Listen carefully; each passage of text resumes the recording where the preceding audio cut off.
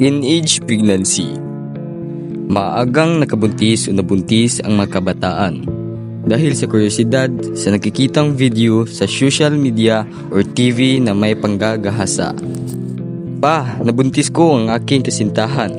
Bigyang gabay ang ating mga kabataan at disiplinahin para sa kanilang kinabukasan.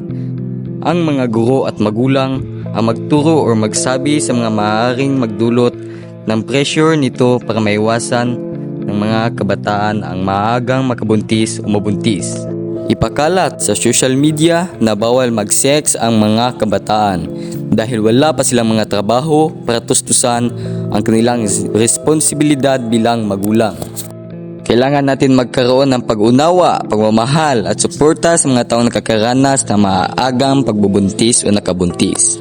Mamuhay sa presong biyaya ng may kapal, ngayon na magsimula.